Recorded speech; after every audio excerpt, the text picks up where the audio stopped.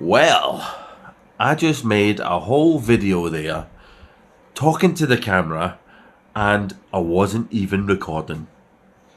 Oh my god. But I wanted to talk about something. Acclimatization in the Philippines.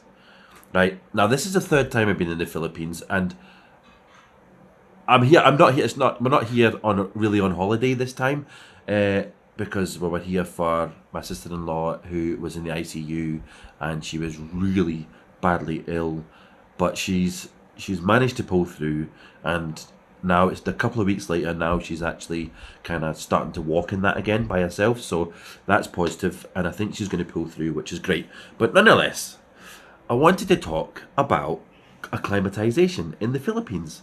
And here's the thing, when I first came here the first time, the air conditioner was broken in the house. And uh, I, I almost, after a week, kind of got used to the heat. I kind of like started to cope with it better. I was sleeping at night.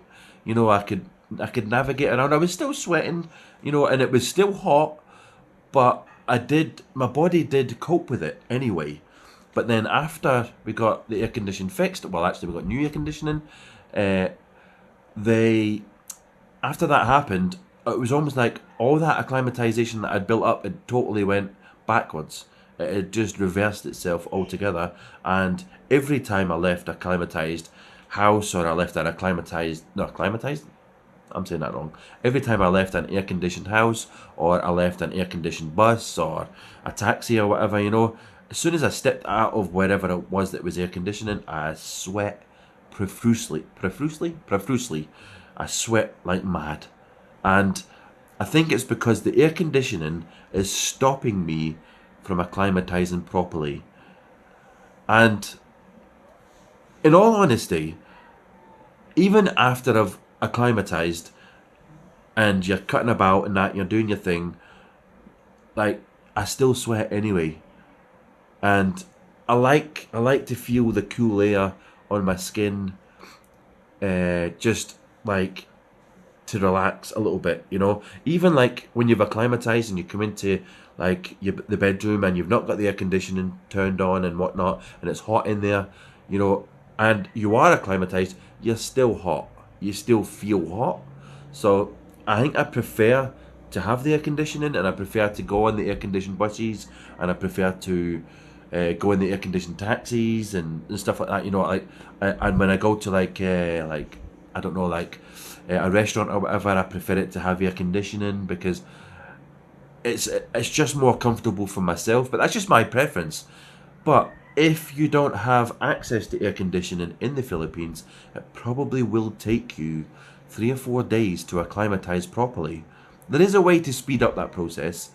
I learned it in the military, but it's not always effective. But you're meant to sit out in the hottest part of the day, in the sunshine, in the direct sunshine, with a bottle of water for an hour each day for like 3 or 4 days, and then your body will acclimatize pretty quickly to the environment.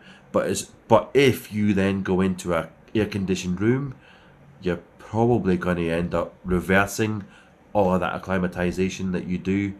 And you see people cutting around all the time in the Philippines, like that live here, and they don't sweat like me. They're not sweating as bad as I do, and you can tell that they are coping with the heat a lot better than the likes of me, which is good because the human body is resilient that way.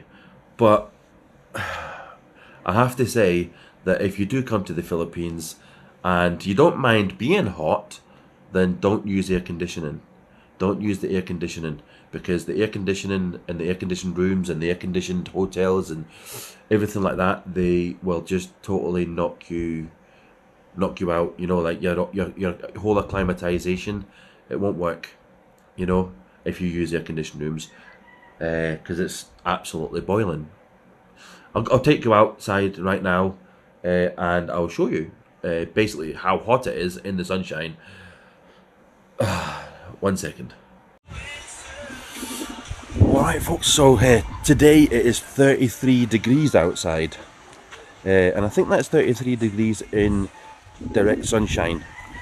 I think it's actually, if I was to gauge it, I think it's not 33 degrees in the shade, it's 33 degrees in direct sunshine, and it's roasting. It's absolutely roasting. I can't even tell you how hot it is because it's just boiling. It's just absolutely boiling. And yeah, you can go and have a little dip in the sea, and you can cool off with like water. And usually I keep my t-shirt wet, so like I'll wet my t-shirt before I come out, so then it's wet, and that keeps me cool a little bit. Sometimes I have a little bandana around my wrist where the blood circulates around your wrists, that's wet also, to try and keep that cool, and then I can use that also to wipe the sweat off my face. But 33 degrees for a Scotsman is excessively hot, you know, and probably not even on the hottest days in Scotland we don't get heat like this. The hottest days in Scotland probably like 24 degrees, which is a massive difference from Scotland to here. And like I say about the air conditioning, you know, if you use the air conditioning, you're not going to acclimatise to the environment. You're just going to sweat non-stop. And I'm out in the sunshine right now. I'm out in the direct sunshine right now, and the sun is beating down on me. And I can tell you this much: I couldn't last out here for long. I couldn't last maybe like 30 minutes, and I would need to go back into the air conditioned building because I can't cope with this kind of heat. But that's just me. But if you do want to acclimatise to the environment, basically come out in the hottest part of the day like it is just now, sit in the sunshine with no hat on, take your hat off, don't wear a hat for that, you know, put a bit of sun cream on, sit for an hour with a bottle of water and acclimatise. Because if you don't acclimatise, then you're probably going to suffer just like me. But anyway, yeah.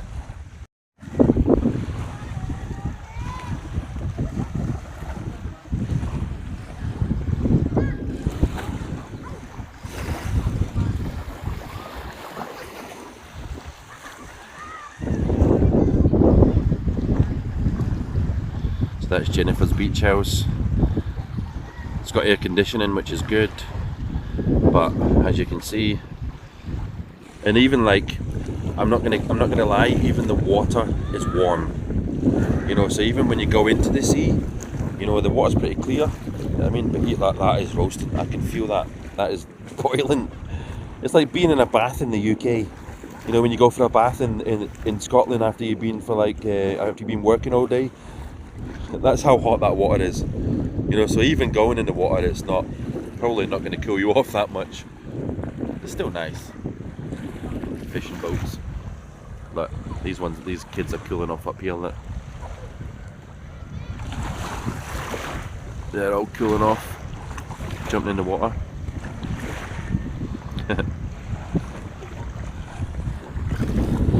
Yeah. So even after saying all of that, I still highly recommend you come to the Philippines because it is absolutely beautiful here, and you will not be disappointed. Especially if you go to like a touristy destination, maybe like Bohol, or the sandbar, which the sandbar is just a little bit further up that way. Just behind me, there's a sandbar. It's like white, crystal white sand. You know, the sand that's here is volcanic, so it's got a black colour through it. But yeah, it's definitely worth coming to the Philippines and enjoying a holiday here, because not only is it very cheap when you get here, it is absolutely beautiful. Yeah.